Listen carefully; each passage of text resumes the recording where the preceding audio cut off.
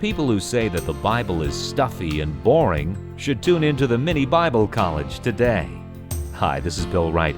Today we're studying the Song of Solomon, and you're going to think we're eavesdropping on a couple on their honeymoon. This is the Bible? Yep, here's Pastor Woodward now to begin our study called Jesus Loves Me.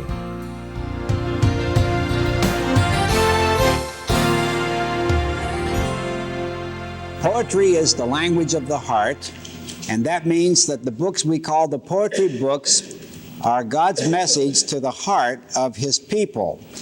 The book of Job was His message to the hurting heart of His people. It was the message to His people when they're suffering. The book of Psalms was a message from God to His people when they're worshiping. What should go on in the hearts of God's people when they're experiencing the ecstasies of worship? That's essentially what the book of Psalms is all about. And then the book of Proverbs, we have seen, was a message from God to the people of God as they face all the practical pressures of daily living, practical wisdom, and all the relationships and experiences of life. That was the message of God to His people in the book of Proverbs. The concept of the inner man, the heart, the spirit, the soul is mentioned 70 times in the Proverbs, and that's why the Proverbs are classified as poetry books, or they're classified with these books that are addressed to the heart of God's people.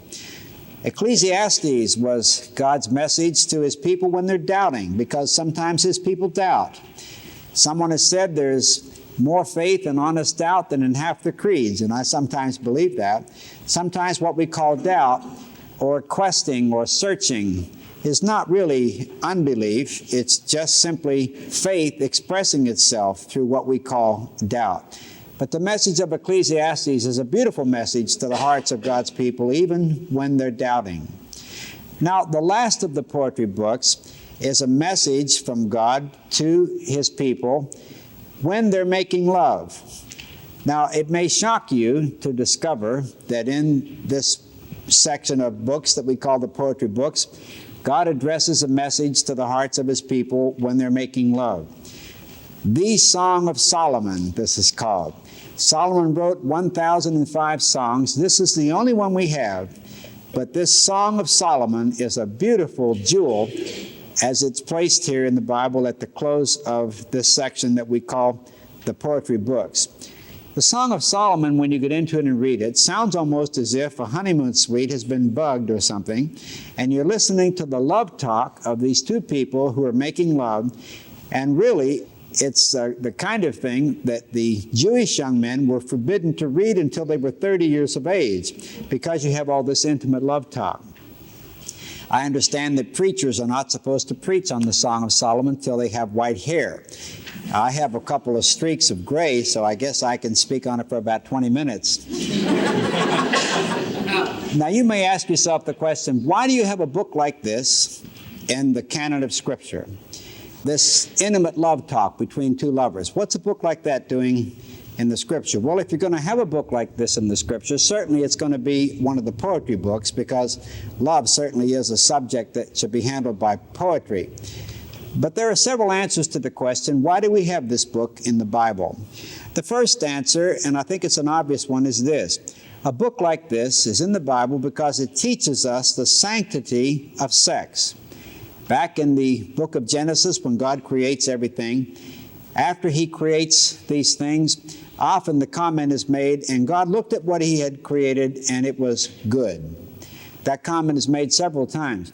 Now, when He creates man and woman, male and female, and brings them together into a sexual union, He says it's very good. Now, what should your attitude be towards sex? I heard an outstanding Christian psychologist once speak to about 600 women in a church that we had in Florida, and he had a question and answer session, and after several questions had been asked, a lady stood, and she was sort of a vulture for culture type, and she said, "Doctor, what do you think about sex?" And he said, "Frankly, ma'am, I like it." And of course, everybody just howled, and then he said, "Now, why did you laugh at that? Am I not supposed to like it?" He followed that remark up with a beautiful dissertation on the sanctity of sex. he said that God said when he made sex, it's very good. Now, what do you say? The Puritan idea was you're not supposed to like it. At least if you do, you're not supposed to say that you do. Well, is that the attitude we should have towards sex? Now, according to many scholars, that's the primary reason why God put a book like this in the Bible, to show us that it's very good. Now, it's a challenge to train your children up in such a way that they will believe that sex is very good and be pure when they get married. Did you ever think about that? This is a challenge. Suppose you have, as I do, 3 daughters and 2 sons, and you want these children to come into marriage pure. Now, how are you going to accomplish that without giving them the idea there's something wrong with sex? Now, you mustn't give them the impression that sex is dirty. I think one of the great lies from the pit of hell is the teaching that sex is dirty. Have you ever noticed how you get these lies from the pit of hell right along with the great truths of God? The Lord, He is good. And what does the world believe? The Lord, He is terrible. And if you do His will, it's going to be the worst thing you can think of because the Lord is terrible. That's a great lie from the pit of hell. Now, God says sex is good, and the world says sex is dirty. All the pornography, all of this graffiti on the walls and everything is trying to tell your child sex is dirty. Now, if you give your child the impression that sex is dirty, you can really, I think, damage their adjustment to the physical part of marriage. As a pastor, I've done a lot of marriage counseling, and very often, as we've said before, the physical relationship, which should be about 10% of the relationship, is 90% of the problem because it isn't what it's supposed to be. It may be the woman is frigid, it may be the man is impotent, and when you get into that counseling, what is the source of that frigidity or that impotency? Very often, the source of it is somebody has sold that person, the man as well as the woman, the concept that sex is dirty. And they just can't see it as a beautiful thing, and they just can't function as they ought to function. I've even seen it work this way. In the context of marriage, where it's supposed to be sacred and beautiful and good, they can't function, but they can have an affair and be a ball of fire in the affair. Because the affair is dirty, sex is dirty, they can function in that context because they think sex is dirty, but they can't function where they're supposed to function, where it's supposed to be sacred. You do great disservice to your children if you give them the impression that sex is dirty. Now, if that's the only reason why we have the Song of Solomon, then it's worth having the Song of Solomon in the Scripture. If that's the only message you get from this book, that sex is good and it's beautiful in the context of marriage, then that's worth the Song of Solomon being in the Scripture. Now, this Song of Solomon is presenting, of course, sex in the context of marriage. That's where it's very good. I heard about a psychologist, a Christian psychologist, who was asked to come to a group of young people back during the days of the hippies and the yippies and talk to them about sex. And I'll never forget the way he approached it. Most of these young people were living in a beach town, and they were into surfing.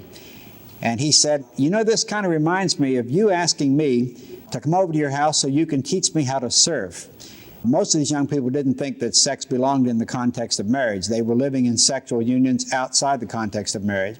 And this man, who was a very godly Christian psychologist, said, if you wanted to teach me about surfing, suppose I said, all right, I'll come over to your house next Wednesday night, and we'll go out in your backyard after dinner, and you teach me how to surf. What would you say? Well, of course, the kids said, well, we would say, you can't learn to surf unless you put the surfboard in the water.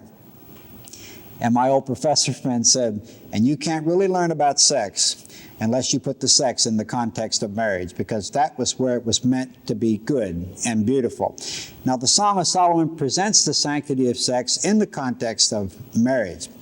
But there are other reasons why many devout scholars feel we have the Song of Solomon in the Scripture. A second purpose for the Song of Solomon is that the Song of Solomon is a great allegory picturing the love of Jehovah for Israel. Notice in the Scripture, we'll see this especially in the prophets, that the relationship between Jehovah God and the chosen people Israel is likened to that of a love relationship, the relationship between a husband and a wife, or between lovers, or between a betrothed and the person to whom they are betrothed. All through the Scripture, we have this teaching. Thou shalt love the Lord thy God with all thy heart, with all thy mind, with all thy strength. Now, is it possible to have a love relationship with God? Yes, the Scripture says that. It's supposed to be like that. Your relationship with God is supposed to be a love relationship. The most intimate relationship you have in life is not marriage. It's your relationship to God.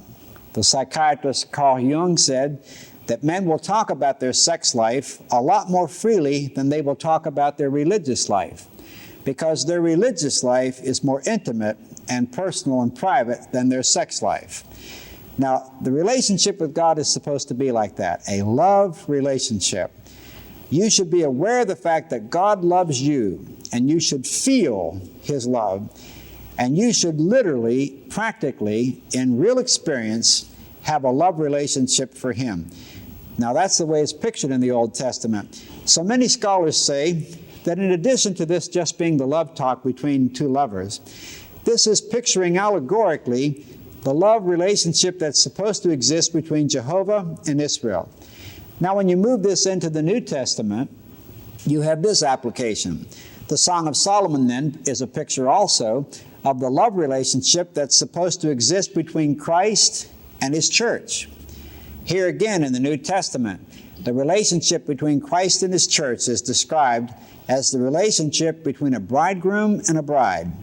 The church is the bride. Jesus Christ is the bridegroom. Remember when Jesus Christ came and John the Baptist told everybody to follow Him? Later on, they came to John the Baptist and said, "Rabbi, you told everybody to go follow that other man. Now everybody's following him and nobody's coming to hear you preach anymore." Remember how John the Baptist responded to that? John the Baptist said, "He is the bridegroom, and those people are the bride. I'm just the best man at the wedding." And so that's why I told everybody, go and follow him. But see, that's the language of the New Testament also. The relationship between Christ and His church is supposed to be a love relationship, just like the love relationship between a bridegroom and a bride. Now, many people feel that in the Song of Solomon, you have that relationship pictured allegorically. There are too many parallels here. There are too many applications here for this to be unintended. They feel that it's a beautiful allegory of what that relationship is supposed to be between Christ and His church. Now, the final application, of course, is then the Song of Solomon, the relationship between these two lovers, is supposed to be, and this is the bottom line, an allegorical application of your relationship individually to Jesus Christ. In the Old Testament, they were to love God with all their being. All right, you're supposed to love the Lord Jesus Christ. Do you love Jesus? You have a love affair going on with Jesus. Is it possible? Is it possible to love Jesus? Is it possible to know that He loves you? An outstanding theologian was asked the question, what's the most profound thought that you ever had? And then he said, Jesus loves me. This I know, for the Bible tells me so. That's the most profound thought I've ever had. Well, that is a very profound thought. I wonder, are you aware of that thought? And are you aware of its application? Jesus loves you. You know how you know it? The Bible tells you so. And you can feel it. You can feel the effects of His love for you.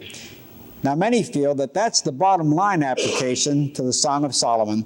This beautiful song is really a picture of the love relationship that's supposed to exist between you and Jesus. Now, I very seldom recommend extra biblical books, but I would like to recommend one to go along with the Song of Solomon, mainly because my hair isn't white and I don't want to go into too much detail in teaching through this book. I don't want to go through it verse by verse. So I'd like to give you a book that will take you through this book verse by verse and make these spiritual devotional applications. The book that I really recommend is a book called Union and Communion by Dr. J. Hudson Taylor. It's published by the Bethany Fellowship in Minneapolis, Minnesota. Union and Communion by J. Hudson Taylor. J. Hudson Taylor was the founder of the China Inland Mission. He was a man of God, very great spirit.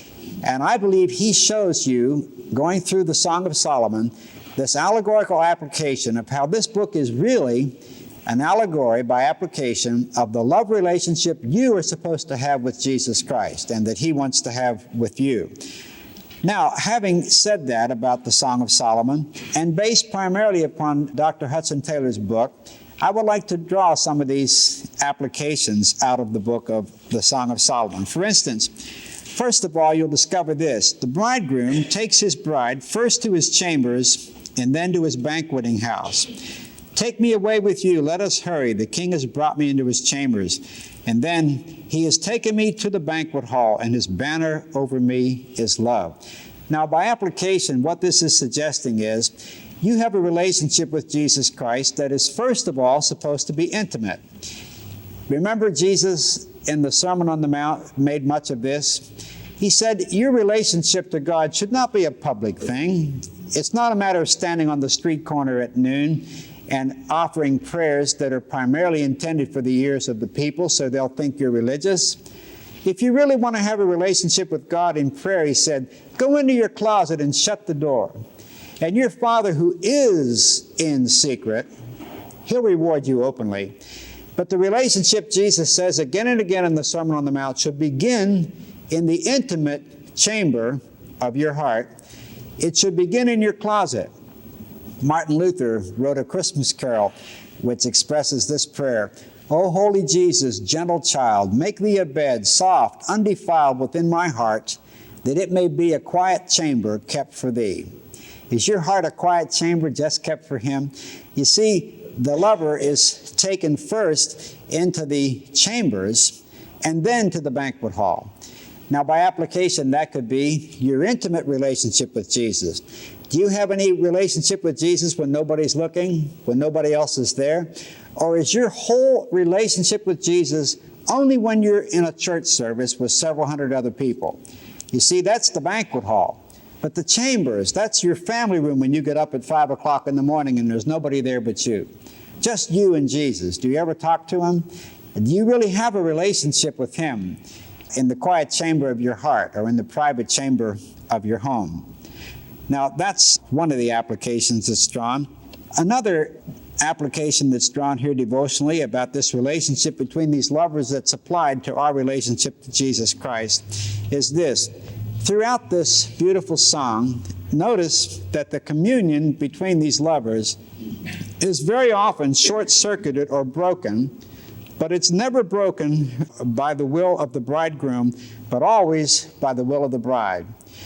What this is picturing is this. Our fellowship with Jesus Christ is supposed to be a continuous communion. If you walk in the light as he is in the light, then you can have koinonia, fellowship with him. But if you say you have fellowship with him and walk in darkness, you're lying. Because if you walk in the dark, you walk alone. He's not going to come out there into the sin and walk with you. If you want to have fellowship with him, come out of your darkness, back into the light as he is in the light, and restore that fellowship. Now, we could wish that the communion with Jesus Christ would never be broken, but realistically, we have to acknowledge that it often is. Now, in this beautiful song, when the communion's broken, it's never broken by the bridegroom. It's broken by the bride. And I think that's suggesting to us by application that if your fellowship with Jesus is interrupted or short-circuited, who broke the communion? It's never Jesus. It's always you. Somebody gave me a big stone one time, a paperweight, and it said on the top, if you're not as close to God as you used to be, then you turn the stone over and it says, who moved? You know, he didn't move away from you. You moved away from him. So if you're not as close to God as you used to be, it's because you moved. He didn't move. Well, that's an application you get from the Song of Solomon. You find language like this in the Song of Solomon. My lover is like a gazelle or a young stag. Look, there he stands behind our wall, gazing through the windows, peering through the lattice. My lover spoke and said to me, arise, my darling, my beautiful one, and come with me. My dove is in the clefts of the rock, in the hiding places on the mountainside. Show me your face. Let me hear your voice. You see, the communion is broken, and because the communion is broken, you find the bridegroom on the outside and the bride on the inside, and the bridegroom's trying to gain access to the bride. And so you have these words. I slept, but my heart was awake. Listen, my lover is knocking. Open to me. My lover thrust his hand through the latch opening. My heart began to pound for him. I arose to open for my love, and my hands dripped with myrrh, my fingers with flowing myrrh, or the handles of the lock. I opened for my lover, but my lover had left. He was gone. My heart had gone out to him when he spoke. I looked for him, but I did not find him. I called him, but he did not answer. This is a kind of a picture by application of a very familiar verse in the 3rd chapter of the Revelation, where Jesus is described standing at the door of our life knocking. If any man will hear his voice and open the door, he will come into that man and sup with him and have communion with him. But here's the picture of the relationship between Christ and the individual believer. Jesus is standing at the door, patiently standing, knocking. He won't force the door. There's no latch on the outside. The latch is only on the inside. The believer on the inside must open the door and invite Jesus to come in. Now, this is pictured here in the Revelation, and it's also pictured here in the Song of Solomon. It reaches the point, as a matter of fact, where the lover is the bride, of course, and she's in this chamber, and the bridegroom comes, and he's knocking at this door, which is like Jesus trying to gain access into our life. And she's putting on her perfumes, and she's so distracted with putting on all these perfumes that he keeps knocking and knocking. When she finally gets all perfumed, she goes and opens the door, and he's gone. Now, Hudson Taylor draws a beautiful conclusion or application to that. He says that's like the church that is so preoccupied with the anointings of grace, like the gifts of the Spirit, that they've become distracted by all those things, and they've overlooked their relationship with the giver of all those things. You see, it's possible to be so fascinated with certain aspects of the Holy Spirit that you forget that the purpose of the Holy Spirit is to exalt Jesus. And the real bottom line relationship is with Jesus, not with the Holy Spirit, but with Jesus. Now, there was a man who lived a few years back who was a Presbyterian minister, and at the peak of his ministry as a Presbyterian pastor, he had a spiritual experience. Today, we would call him a charismatic Christian. He had what we call the baptism of the Spirit. Now, when this happened to this man, Dr. A.B. Simpson, he didn't mean to start another denomination. He just had a great burden for the whole world. And so he had a group called the Christian and Missionary Alliance, which meant an alliance of Christians who are interested in missions, in getting the gospel out to the ends of the world.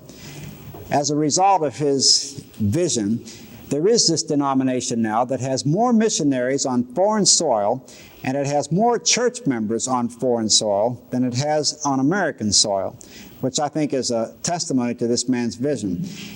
Now, Dr. A.B. Simpson, late in life, wrote a hymn poem in which I believe he described his growth in the matters of the Spirit, the gifts of the Spirit, the baptism of the Spirit, all these things we hear so much about today because of the charismatic renewal. Now, he also is applying the teaching of Song of Solomon, where the bride is so concerned with all the perfumes that she leaves the Lord standing there at the door. And he expresses this truth in this beautiful hymn poem. And this shows his growth in the things of the Spirit. This was written late in his life. It's called Himself, and it goes like this. Once it was the blessing, now it is the Lord. Once it was the feeling, now it is His word. Once His gifts I wanted, now the giver own. Once I sought for healing, now Himself alone. Once 'tis painful trying, now 'tis perfect trust. Once a half salvation, now the uttermost. Once 'twas ceaseless holding, now He holds me fast. Once 'twas constant drifting, now my anchor's cast. Once 'twas busy planning, now 'tis trustful prayer. Once 'twas anxious caring, now He has the care. Once 'twas what I wanted, now what Jesus says. Once 'twas constant asking, now 'tis ceaseless praise. Once it was my working, His it hence shall be. Once I tried to use Him, now He uses me. Once the power I wanted, now the mighty one. Once for self I labored, now for Him alone. Once I hoped in Jesus, now I know He's mine. Once my lamps were dying, now they brightly shine. Once for death I wanted, now His coming hail. and my hopes are anchored safe within the veil.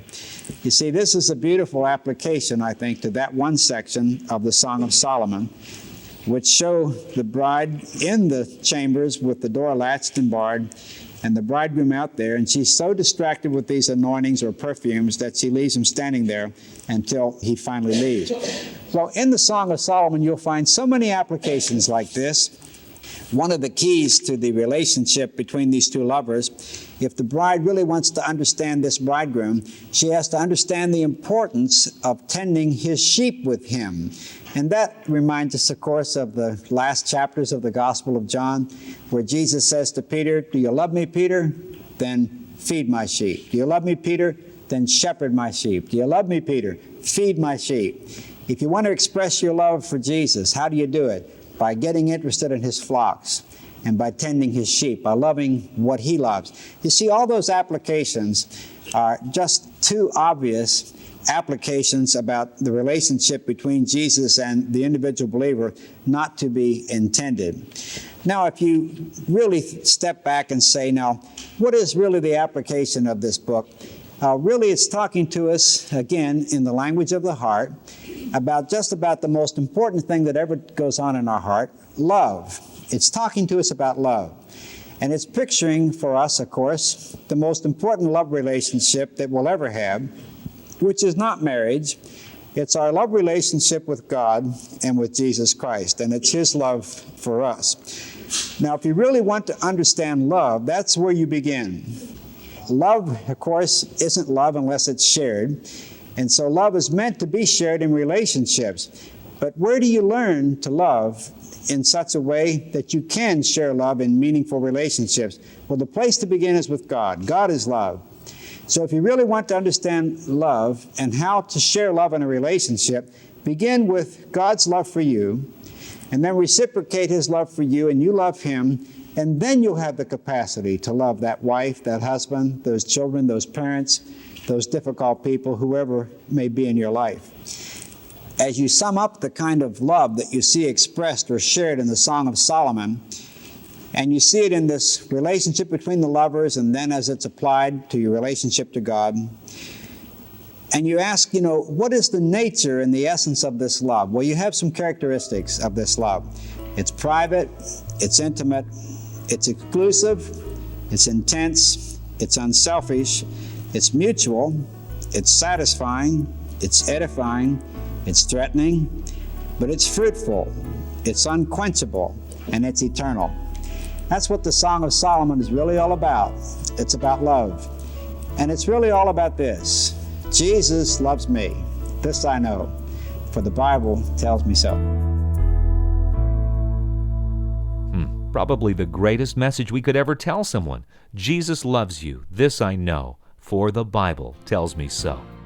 Now may our Lord Jesus Christ himself and God our Father, who loved us and by his grace gave us eternal encouragement and good hope, encourage your hearts and strengthen you in every good deed and work.